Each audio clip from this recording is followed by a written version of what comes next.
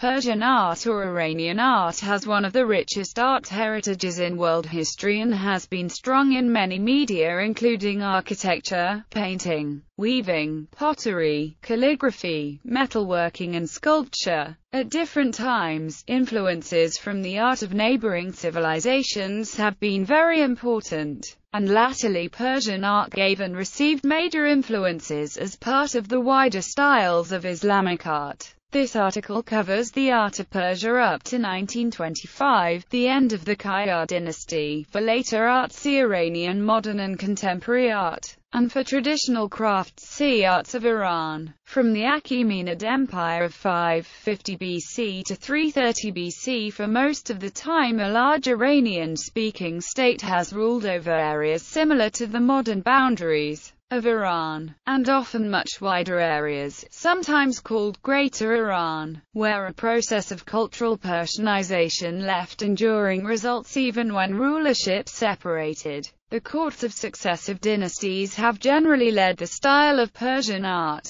and court-sponsored art has left many of the most impressive survivals. In ancient times, the surviving monuments of Persian art are notable for a tradition concentrating on the human figure and animals. Persian art continued to place larger emphasis on figures than Islamic art from other areas, though for religious reasons now generally avoiding large examples, especially in sculpture. The general Islamic style of dense decoration, geometrically laid out, developed in Persia into a supremely elegant and harmonious style combining motifs derived from plants with Chinese motifs such as the cloud band, and often animals that are represented at a much smaller scale than the plant elements surrounding them. Under the Safavid dynasty in the 16th century, this style was used across a wide variety of media, and diffused from the court artists of the Shah, most being mainly painters. Early pottery. Evidence of a painted pottery civilization around Susa has been dated to c. 5000 BCE. Susa was firmly within the Sumerian-Uruk cultural sphere during the Uruk period, an imitation of the entire state apparatus of Uruk, proto-writing, cylinder seals with Sumerian motifs, and monumental architecture, is found at Susa. Susa may have been a colony of Uruk. As such, the periodization of Susa corresponds to Uruk. Early, middle and late Susa periods correspond to early, middle, and late Uruk periods. Shortly after Susa was first settled 6,000 years ago, its inhabitants erected a temple on a monumental platform that rose over the flat surrounding landscape. The exceptional nature of the site is still recognizable today in the artistry of the ceramic vessels that were placed as offerings in 1,000 or more graves near the base of the temple platform. Nearly 2,000 pots were recovered from the cemetery, most of them now in the Louvre. The vessels found are eloquent testimony to the artistic and technical achievements of their makers, and they hold clues about the organization of the society that commissioned them. Painted ceramic vessels from Susa in the earliest first style are a late, regional version of the Mesopotamian Ubaid ceramic tradition that spread across the Near East during the 5th millennium BC. Susa style was very much a product of the past and of influences from contemporary ceramic industries in the mountains of western Iran. The recurrence in close association of vessels are three types: a drinking goblet or beaker, a serving dish. Ceramics of these shapes, which were painted, constitute a large proportion of the vessels from the cemetery. Others are coarse cooking-type jars and bowls with simple bands painted on them and were probably the grave goods of the sites of humbler citizens as well as adolescents and, perhaps, children. The pottery is carefully made by hand, although a slow wheel may have been employed. The asymmetry of the vessels and the irregularity of the drawing of encircling lines and bands indicate that most of the work was done freehand. Elamite art, from the south and west of modern Iran, shared many characteristics with the neighboring art of Mesopotamia, though it was often less sophisticated. cylinder seals, small figures of worshippers, gods and animals, shallow reliefs, and some large statues of rulers are all found. There are a small number of very fine gold vessels with relief figures. Lauriston bronzes. Lauriston bronzes are small cast objects decorated with bronze sculptures from the early Iron Age which have been found in large numbers in Lorestan province and Kermanshah in west-central Iran. They include a great number of ornaments, tools, weapons, horse fittings and a smaller number of vessels including sitioli, and those found in recorded excavations are generally found in burials. The ethnicity of the people who created them remains unclear, though they may well have been Persian, possibly related to the modern Lur people who have given their name to the area. They probably date to between about 1000 and 650 BC. The bronzes tend to be flat and use open work, like the related metalwork of Scythian art. They represent the art of a nomadic or transhuman people, for whom all possessions needed to be light and portable, and necessary objects such as weapons, finials, horse harness fittings, pins, cups and small fittings are highly decorated over their small surface area. Representations of animals are common, especially goats or sheep with large horns, and the forms and styles are distinctive and inventive. The master of animals motif, showing a human positioned between and grasping two confronted animals, is common but typically highly stylized. Some female mistress of animals are seen. The Zewil hoard of about 700 BC is a collection of objects, mostly in metal, perhaps not all in fact found together, of about the same date, probably showing the art of the Persian cities of the period. Delicate metalwork from Iron Age 2 times has been found at Hassanlu and still earlier at Malik. Achaemenids. Achaemenid art includes frieze reliefs, metalwork, decoration of palaces, glazed brick masonry, fine craftsmanship, and gardening. Most survivals of court art are monumental sculpture, above all the reliefs, Persian column capitals and other sculptures of Persepolis. Although the Persians took artists, with their styles and techniques, from all corners of their empire, they produced not simply a combination of styles, but a synthesis of a new unique Persian style. Cyrus the Great in fact had an extensive ancient Iranian heritage behind him. The rich Achaemenid gold work, which inscriptions suggest may have been a specialty of the Medes, was for instance in the tradition of earlier sites. The written drinking vessel, horn-shaped and usually ending in an animal shape, is the most common type of large metalwork to survive, as in a fine example in New York. There are a number of very fine smaller pieces of jewelry or inlay in precious metal, also mostly featuring animals, and the Oxus treasure has a wide selection of types. Small pieces, typically in gold, were sewn to clothing by the elite, and a number of gold torques have survived. Achaemenid griffin capital at Persepolis. One of a pair of armlets from the Oxus treasure, which has lost its inlays of precious stones or enamel. Similar armlets in their epidermis reliefs at Persepolis. Also bowls and amphorae with griffin handles are given as tribute. Bas-relief in Persepolis, a symbol in Zoroastrian for Nowruz, eternally fighting bull, and a lion representing the spring. Rock reliefs. The large carved rock relief, typically placed high beside a road, and near a source of water, is a common medium in Persian art, mostly used to glorify the king and proclaim Persian control over territory. It begins with Luluba and Elamite rock reliefs, such as those at Kuyali Farah and Eshkafti Salman in southwest Iran, and continues under the Assyrians. The Behistun relief, an inscription, made around 500 BC for Darius the Great, is on a far grander scale, reflecting and proclaiming the power of the Achaemenid Empire. Persian rulers commonly boasted of their power and achievements, until the Muslim conquest removed imagery from such monuments. Much later there was a small revival under the Qajar dynasty.